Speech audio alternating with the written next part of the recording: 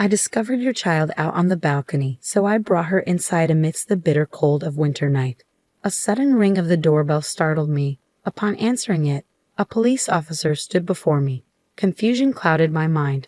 My own daughter lay asleep beside me.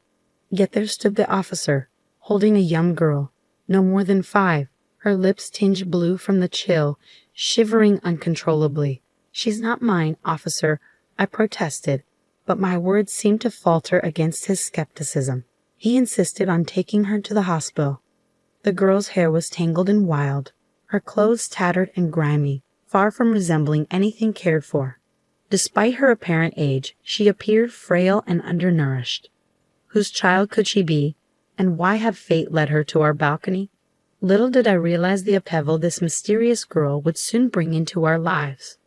My name is Janice, a 32-year-old office worker residing on the first floor of an apartment my parents had purchased for us.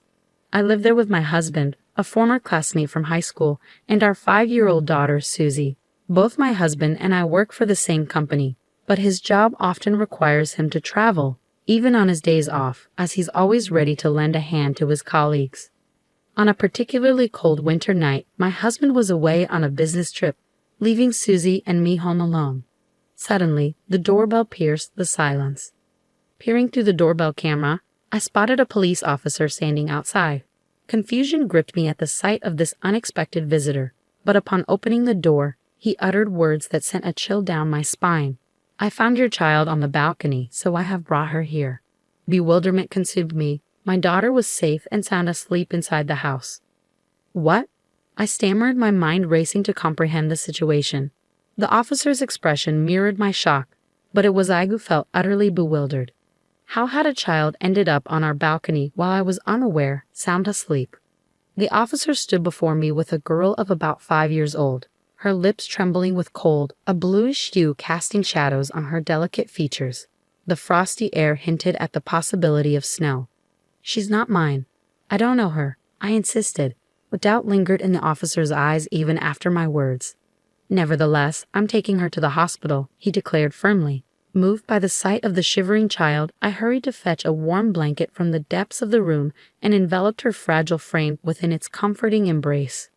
Her tiny hands, icy to the touch, clenched with a silent resolve, while her tearful eyes remained stoic, her lips quivering in silence.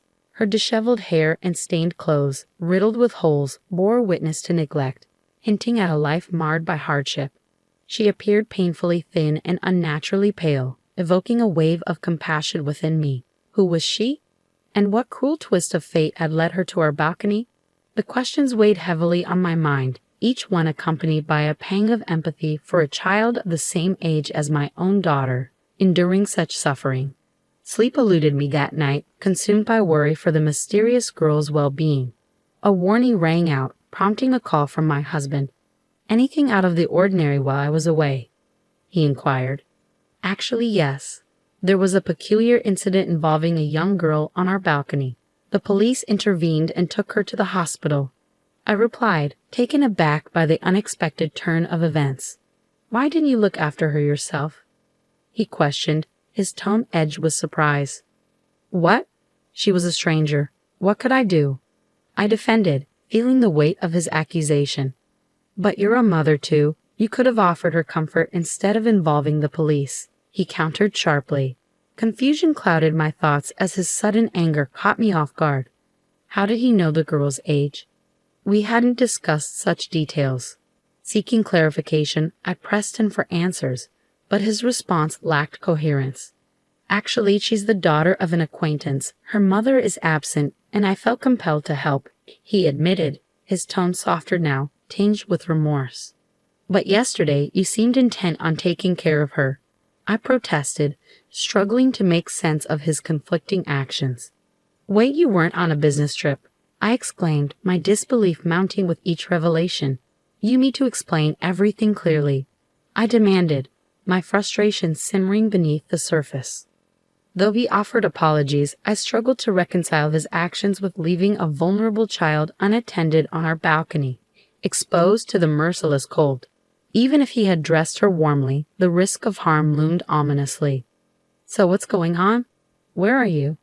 My husband's voice crackled through the phone, claiming he was in the midst of searching for the girl's mother. Yet, a sense of unease gnawed at me. His words felt evasive, as if concealing something deeper. Upon his return from his business trip, he offered vague explanations, retrieved the girl from the police, and unsettlingly left her in my care. Did you locate her mother and her father? I probed, seeking clarity amidst the murky waters of uncertainty. Not yet. As for her father, I'm not sure, he mumbled, his responses lacking conviction. And this acquaintance you mentioned? I pressed, desperation creeping into my voice. Just someone I know casually. Let's leave it at that. I'll be heading out on another business trip soon, he deflected, his words failing to assuage my growing apprehension. Wait a minute, what about the girl? I implored, but my husband brushed aside my concerns, departing without a backward glance, leaving the girl behind in his wake. A sense of foreboding gripped me, propelling me to delve into his belongings, where I stumbled upon something concealed within the inner pocket of his suit. Shock coursed through me as I absorbed its contents, prompting an urgent call to my husband, yet my efforts to reach him proved futile. In the midst of my turmoil, I suddenly became aware of Susie and the little girl, their eyes filled with trepidation as they gazed up at me, waiting for answers. What's your name? I asked gently, sensing Ashley's nervousness as she responded in a timid voice, revealing she was the same age as my daughter, 5 years old. A warm smile graced my lips, but to my surprise, Ashley's initial shock melted into cheerful laughter, her small frame shaking with mirth as she clutched her grumbling stomach. Feeling hungry, huh? I inquired, receiving an eager nod in response. With quick hands, I prepared Hawaiian plate lunches for both my daughter and Ashley, their curious eyes fixed on the unfamiliar meal. Without hesitation, they dove in, their enthusiasm mirrored in the speed at which they devoured the food, leaving their faces adorned with streaks of sauce. As I reached for a tissue to wipe Ashley's face, she recoiled, hands flying to her head in a protective gesture that sent a shiver down my spine, unsettling me in its abruptness. It's okay, sweetie. I'm just going to clean your mouth, I murmured gently, watching relief wash over Ashley's face as she turned toward me. With a soft touch, I wiped away the sauce, prompting her to resume eating her Hawaiian plate with newfound comfort. Once her meal was finished, her expression radiated contentment, signaling it was time to address Ashley's unkempt state. As I began to undress her for a quick shower, a sharp gasp escaped me at the sight before me. What's this? I exclaimed, dismay flooding my heart as I beheld the myriad bruises adorning her delicate skin, each one a silent testament to past pain. Struggling to maintain composure, I led Ashley cheerfully to the bathroom, determined to provide her with the care she deserved. But as I attempted to wash her body, Ashley's words caught me off guard. It's okay, I can do it myself, she asserted, proceeding to douse herself with cold water. Wait, what are you doing? I blurted out, surprised by her actions. Meeting her puzzled gaze, I learned that this was her norm, a routine she had grown accustomed to. My heart ached at the realization that such neglect had become her reality. Quickly intervening, I gently stopped her and washed her entire body with soap, ensuring she was thoroughly cleansed. As warm water cascaded over her, Ashley's murmur of "it's warm" brought a sense of solace to my troubled heart. It became evident that bathing was a rarity for her at home, and when it did occur, it was a simple affair with water alone. The thought that she accepted this as normal without question weighed heavily on me. After the bath, I dressed Ashley in my daughter Susie's clothes and carefully arranged her hair. The transformation was remarkable. Standing side by side, my daughter and Ashley could have easily passed for sisters, a sight that filled me with both joy and sadness. Gazing at my daughter and Ashley, their faces mirroring each other, I couldn't help but smile warmly. Ashley possessed a quiet obedience and gentle demeanor that hinted at a deep longing for affection. She often sought solace by my side, trailing after me as I cooked, gently tugging at the edge of my skirt. At night, she clung to my hand, reluctant to let go as sleep beckoned. Susie, too, embraced Ashley with affection, forging a bond that transcended mere friendship, evolving into a sisterly connection. Days turned into weeks, yet my attempts to reach my husband proved futile. Though Ashley's mother claimed familiarity with him, it wasn't enough to justify caring for a child solely on that basis. Reluctantly, I abandoned hope of contacting my husband and sought assistance from the authorities. With a heavy heart, Ashley was taken to a facility, her tear-filled eyes pleading for reassurance as she was led away. Despite the passage of time, news of my husband remained elusive, prompting a difficult decision. 9 years later, I found myself living with my parents, Susie and Ashley, in our family home. In a heartfelt decision, I had officially adopted Ashley after her time in the facility. Embraced by the love of our family, she flourished, regarded not as an outsider but as a cherished member. As the years unfolded, Susie and Ashley grew up as sisters, their bond deepening with each passing day. Their shared dream of modeling became a reality, gracing the pages of magazines as beautiful junior models, stepping into the glamorous world with confidence. Radiant with joy and fulfillment, they epitomized the essence of thriving and embracing life's opportunities. One day, a familiar yet unexpected sound echoed through our family home, the doorbell. As I opened the door, my gaze met the weary countenance of my ex-husband, Philip, accompanied by a stranger named Joanna. Preferring to avoid confrontation in front of the neighbors, I invited them inside, leading them to the living room where they settled onto the sofa, tension thick in the air. With a suddenness that caught me off guard, Philip spoke, his words carrying a weight of revelation.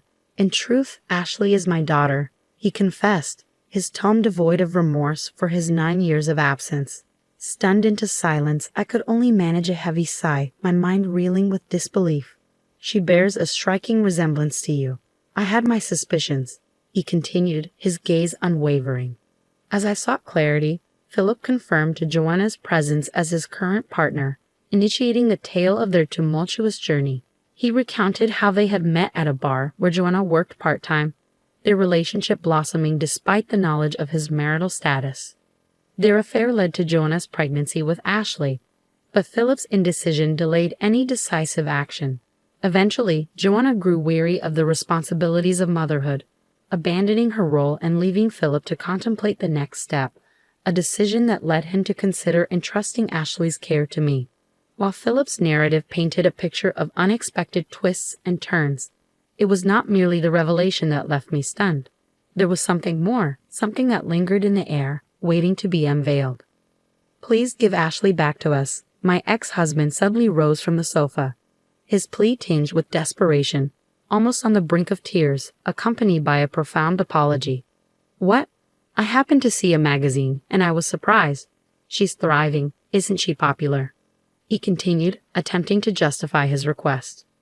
"So what? It's none of your concern," I retorted sharply, taken aback by the audacity of his demand. "But I am Ashley's real mother. You're nothing but an imposter," he countered, his accusation striking a nerve. "How dare you say such a thing after all this time without contacting me?" I shot back, my anger simmering beneath the surface. Philip, who had fallen to his knees, grasped my leg with a pitiful expression. "We're in dire straits, with no money and facing troubles. Ashley is our only hope. Please, give her back," he pleaded desperately. The realization of their intentions hit me like a ton of bricks. "You intend to exploit her for your own gain," I accused, my voice laced with disdain. "Absolutely not. You just want things your way, but I won't allow it," Philip protested vehemently, his desperation turning into defiance. As their exchange unfolded before me, a wave of disbelief washed over me, swiftly followed by a surge of anger at their audacious request. I refused to have any further dealings with these people, not even for a moment. I declared firmly, my resolve unyielding. "And I have more news for you, Philip. Our marriage is officially over," I continued, delivering the final blow. "What?" Philip's shock reverberated through the room. 3 years after your disappearance, I pursued legal action and obtained a divorce," I explained, my tone unwavering. Before Philip could react, the distant sound of a police car drew closer. My parents, witnessing Joanna's aggressive behavior, had alerted the authorities. "The police are here now, so I advise you not to return to this house," I warned sternly, bracing myself for any further confrontation. In a desperate attempt to salvage the situation, Philip resorted to pleading, even offering to relinquish custody of Ashley in exchange for financial assistance. It was a pitiful display, one that only confirmed my decision to sever ties with him for good. As the police intervened and escorted Philip and Joanna away, I resolved to ensure Philip fulfilled his obligations of alimony and child support. Cut off from friends and family, they would likely continue to face hardships. Despite the chaos and upheaval, the once frightened little girl had blossomed into a remarkable young woman. With her by my side, along with the unwavering support of my parents, I looked toward the future with renewed optimism, embracing the dreams that lay ahead.